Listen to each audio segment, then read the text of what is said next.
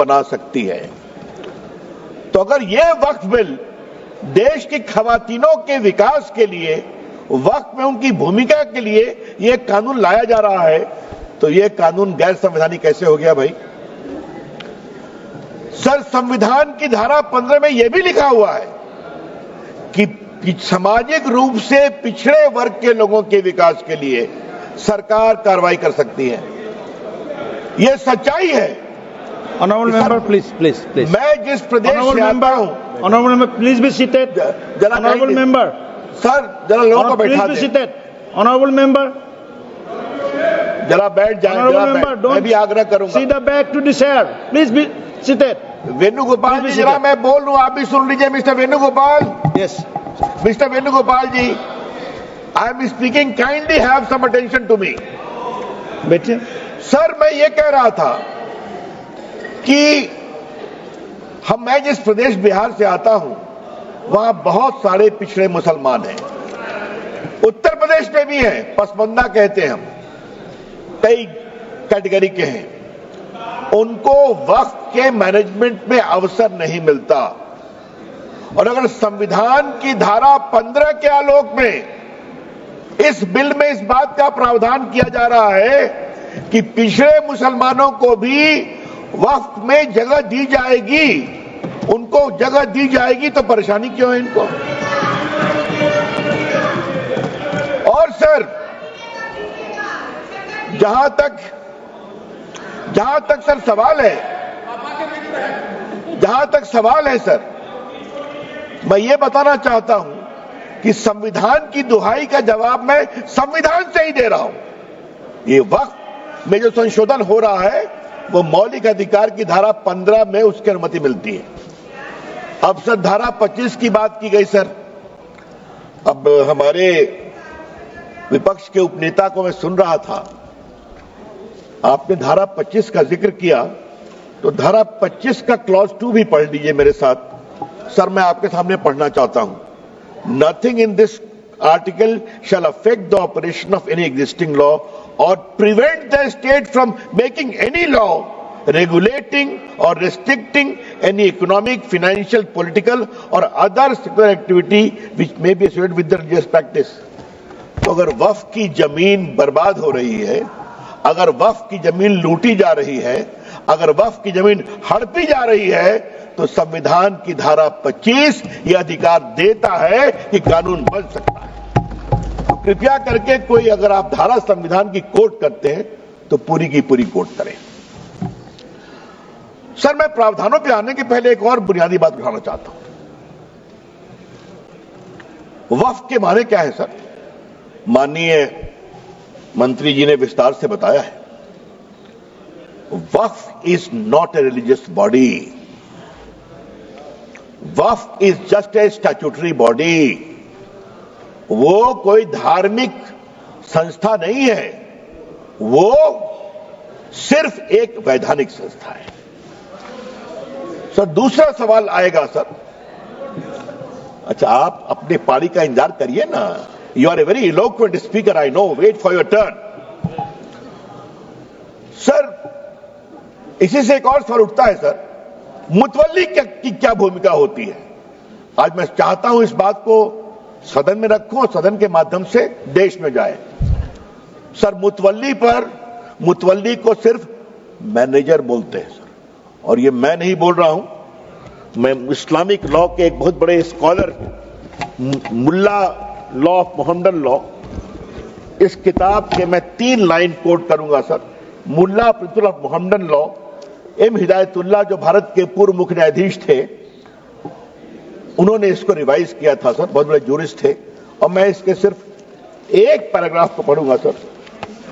Para 202, mutawalli, under the Mohammedan law, the moment a Waqf is created, all rights property pass on the wakif and vest in the Almighty. The mutawalli has no right in the property belong to the Waqf. The property is not vested in him. He is not a trustee. He is merely a superintendent or a manager. तो मुतवल्ली साहब ये 8 लाख की property के खाली manager हैं, और क्या हो रहा है? तो क्या सरकार खामोश है? अगर वक्फ देने वाले की प्रॉपर्टी लूटी जा रही है तो क्या खामोशी चलेगी सर? ये तो नहीं चलेगी। नहीं चलेगी। सर कुछ और मैं बुनियादी सवाल उठाना चाहता हूं सर इस बहस में जो उठना चाहिए। ये 8 लाख संपत्ति है, इसमें कब्रिस्तान भी होंगे, इसमें मस्जिद भी होगी सर। आज मैं ये सवाल इस संसद के सामने उठाना चाहता हूं, कितने स्कूल बने वक्फ की संपत्ति पर, कितने अस्पताल बने वक्फ की संपत्ति पर, कितने स्किल सेंटर खुले वक्फ की संपत्ति पर, कितने अनाथालय खुले वक्फ की संपत्ति पर, कितनी बेवा विधवा बेटियों बहनों को सिखाए गए सिलाई कढ़ाई जीने का तरीका गिनतियों पर भी आएगा सर। तो ये बार बार जो वक्फ की बात बोलते हैं, अगर आज इस कानून के द्वारा वक्फ की जमीन को रेगुलेट करके उसकी प्रॉपर्टी में फंडिंग अच्छी आए और उस जमात के लोगों के लिए इसका विश्वास बढ़े, तो इनको परेशानी क्यों होती है सर? सर इस परेशानी की मैं वजह समझता हूं सर, और अब मैं इस परेशानी की वजह पर आ रहा हूं सर। दिल से तो कहते हैं कि हम चाहते हैं संशोधन हो, लेकिन राजनीतिक मजबूरी इनके पैर पीछे खींचती है सर। बहुत सालों से राग वही है, सुर वही है, तीखापन वही है, भाषा वही है। और मैं 3 उदाहरण देना चाहता हूं सर। याद करिए शाहबानो के केस में जब सुप्रीम कोर्ट ने एक निर्णय दिया कि शाहबानो एक डिजर्टेड वाइफ थी, उनको कुछ 100 रुपये मिले, तो सुप्रीम कोर्ट के फैसले पर हो हल्ला किया गया। यही लोग हैं। और सर उस समय राजीव गांधी इस देश के प्रधानमंत्री थे, 400 का बहुमत था, मात्र एक बेवा मुस्लिम 75 साल की महिला को कुछ 100 रुपये दिए गए, क्या हंगामा खड़ा कर दिया गया। और सर आज जब मैं शाहबानों पर बात कर रहा हूं सर, तो मुझे अपने दोस्त आरिफ मोहम्मद खान के बारे में कुछ बोलना है सर। वो आपकी सरकार में मंत्री थे, उनका 2 दिन ऐतिहासिक भाषण हुआ था इसी सदन में कि सुप्रीम कोर्ट का फैसला अच्छा है। एकाएक हंगामा गया, राजीव गांधी हिल गए, डोल गए, कहे तुम वापिस हो जाओ, हम कानून ला रहे हैं सुप्रीम कोर्ट के निर्णय को उलटने के लिए। ये भी हमने देखा है ना सर। शाहबानों के बाद यात्रा आती है सारा बानों तक सर, 3 तलाक पर। 3 तलाक को लेकर सर इतनी परेशानी थी, मुस्लिम महिलाएं गई थी कोर्ट में।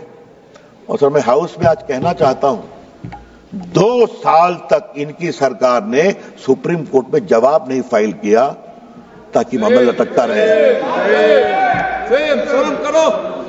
और आज सर मैं बड़े गर्व के साथ कहता हूं कि जब 14 में सरकार आई तो मैं माननीय प्रधानमंत्री जी ने मुझे कानून मंत्री बनाया था, तो फाइल आई कि सर का जवाब फाइल करना है, सुप्रीम कोर्ट डांट लगा रहा है।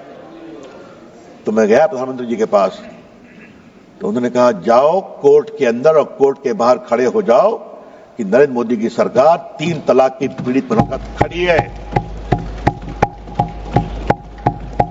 सर आज मैं all India Muslim personal law के बारे में कुछ कहना चाहता हूं, बोर्ड के बारे में। सुप्रीम कोर्ट में जब 3 तलाक के मामले की सुनवाई चल रही थी, तो all India Muslim personal law board ने कहा कि आप फैसला मत करिए, हम एक निकाहनामा बनाएंगे और पूरे देश में घुमाएंगे कि निकाह करते समय 3 तलाक नहीं दोगे, ये शर्त रखोगे। सर याद करिए कानून बना, इसी all India Muslim personal law board ने पूरे देश में 3 तलाक के खिलाफ एक बहुत बड़ा आंदोलन करने का, उकसाने का काम किया। ये भी, और ये लोग सब लोग खड़े हो गए, सब लोग खड़े हो गए। सर तीसरा मामला धारा 370 की समाप्ति का, यही बिल आया था ना सर, माननीय गृह मंत्री बैठे हैं ना, हिम्मत दिखाई थी ना, सब लोग एक थे ना।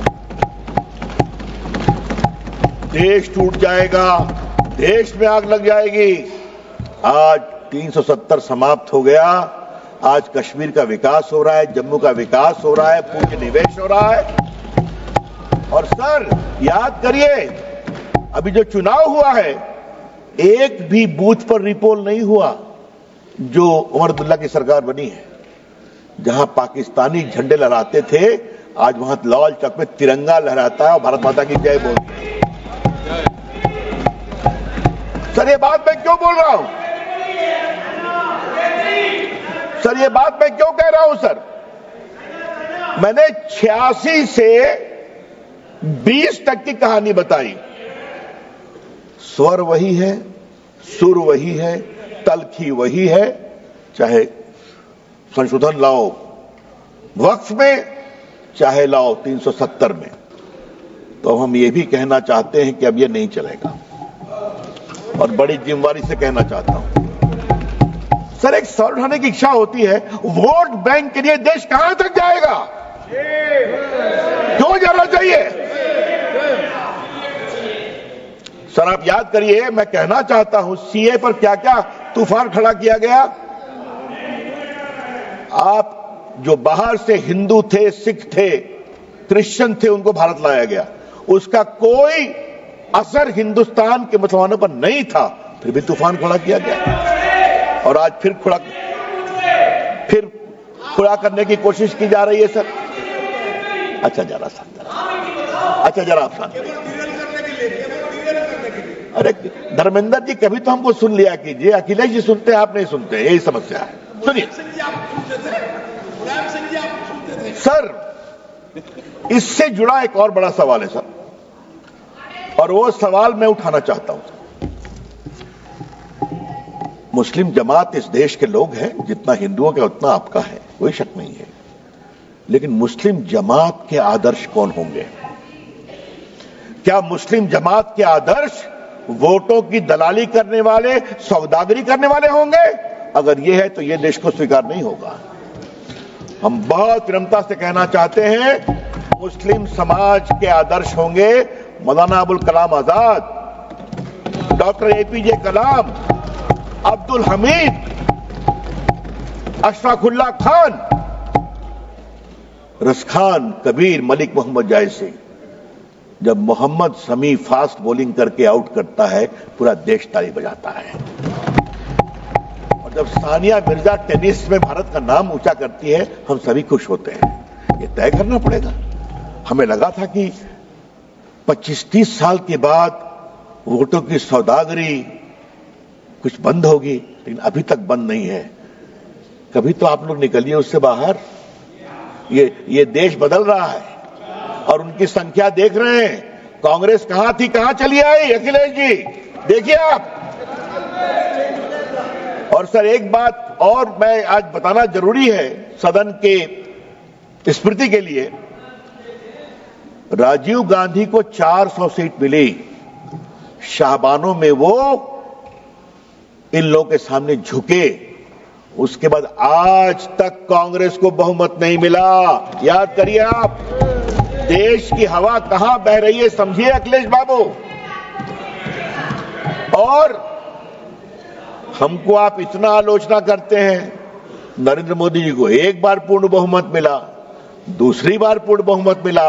आप लोगों ने संविधान का कुछ मिसलीड करके, धोखाधड़ी करके यूपी में कुछ गड़बड़ किया, जनता को समझ में आ गया तो हरियाणा जिता दिया, फिर आपके महाराष्ट्र जिता दिया, फिर दिल्ली जिता दिया, और अब बिहार भी जिताने वाले। निश्चित रहिए आप।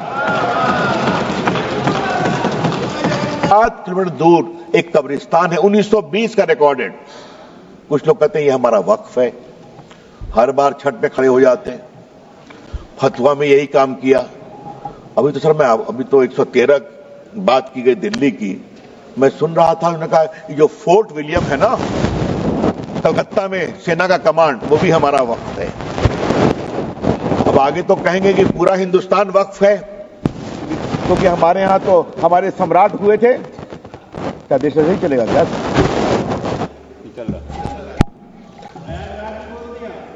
अरे प्रयागराज में बोला, भोपाल में बोला, कहां नहीं बोला, मुंबई में बोला, जहां चले जाइए। सर ये देश ऐसे नहीं चलेगा। और मैं माननीय मंत्री से आग्रह करूंगा, एक बार सदन को विस्तार से बताएं जिस तरह से वक्फ का दावा किया गया, उसका दावा करने वाले कौन थे। और थोड़ा गहराई में जाएंगे, हम लोग भी देश घूमते हैं, तो मैनेजर साहब की बिल्डर से साठगांठ हो गई और वहां पर बिल्डिंग खड़ी हो जाती है। ये सच्चाई नहीं है क्या? वक्त इसके लिए नहीं होता है, इसलिए ये पूरा बदलाव सर जरूरी है सर। सर मैं एक बात और कहना चाहता हूं इस कानून के संदर्भ में, लेकिन उसके पहले सर हम एक बिहार के बड़े वरिष्ठ नेता को भी कोट करना चाहेंगे। और सर आपसे मैं आग्रह करूंगा, उनका नाम मैं बाद में पढ़ूंगा, लेकिन मैं चाहता हूं कि उनकी बड़ी विद्वता भरी टिप्पणी थी सर, वो सदन के सामने आनी चाहिए सर, वो बहुत जरूरी है। वो उस समय सर पार्लियामेंट में थे और उन्होंने कहा था कि पूरा लूट लिया है, पटना में भी लूट लिया है, एकदम वक्फ का कानून होना चाहिए। और सर वो नेता जो थे, जो उन्होंने ये बात कही सर, वो हमारे बिहार के पूर्व मुख्यमंत्री लालू प्रसाद जी थे। तो मेरे पास उनका कोट है, अगर आप कहेंगे तो निकाल के पढ़ दूंगा। अच्छा मैं लेकर दूंगा सर। किसने नहीं विरोध किया? और आज मैं विपक्ष को एक ही बात कहना चाहता हूं, कुछ तो दिल में झांकिए आप sir. I will take 5 minutes, I will conclude.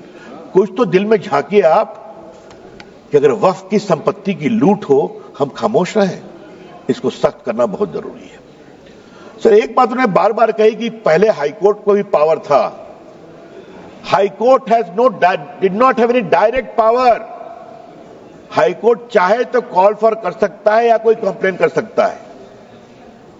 Law में कोर्ट जाना मना था और ट्राइब्यूनल ने कैसे कैसे काम किया ये भी आप जानते हैं। तो आज यहां पर कोर्ट में भी आप जा सकते हैं।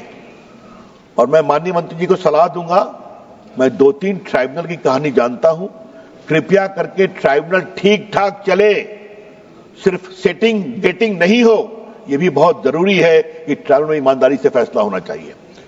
सर मैं आपसे इसलिए कहता हूं कि जो बार बार आज कह रहे हैं, मैं इनसे एक सवाल पूछूंगा, मैं चाहूंगा कांग्रेस के भी जवाब दे इसको।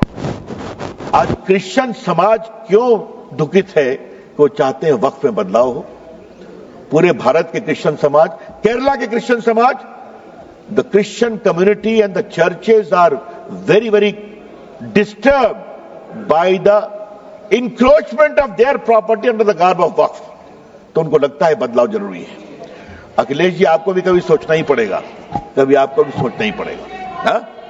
जिस तरह चल रहा है, उत्तर प्रदेश में भी बहुत से क्रिश्चियंस हैं आपके लखनऊ के आसपास, मालूम है ना आपको? अच्छा चलिए सर,